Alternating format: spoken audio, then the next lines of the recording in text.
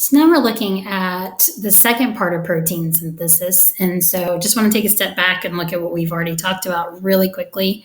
Remember that all the information for how to make proteins or how to put them in the right order is found in this molecule called DNA. DNA is double-stranded and it's found in the nucleus.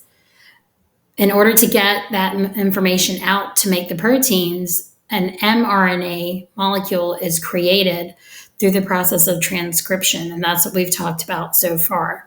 So there are three different types of RNA, and RNA is in the same group as DNA. It stands for NA, stands for nucleic acid. There are some things that they have similar. They're both made of nucleotides. They both have a sugar, a phosphate, and a base that make that up. They both have the bases A, G, and C. But then there are some differences.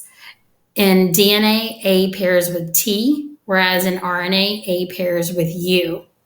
RNA can go back and forth from the nucleus to the cytoplasm, whereas DNA only stays in the nucleus. DNA gets its name from its sugar deoxyribose, whereas RNA gets its name from its sugar ribose.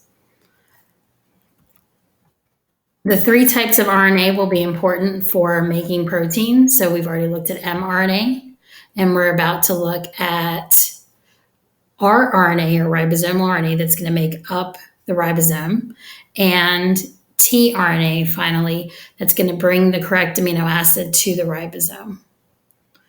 In the nucleus, the information from DNA is transcribed into an mRNA molecule, and we practiced that in the last video. We can read these 3 letters at a time in mRNA, and that's called a codon, and that's going to be important. Once mRNA is transcribed in the nucleus, it's then going to leave the nucleus, and it's going to go out into the cytoplasm, where it will find a ribosome.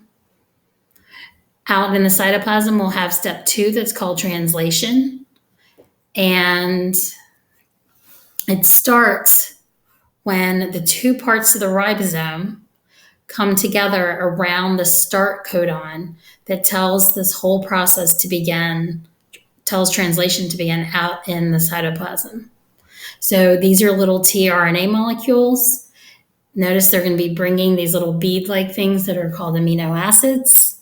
And we'll look at a couple other things.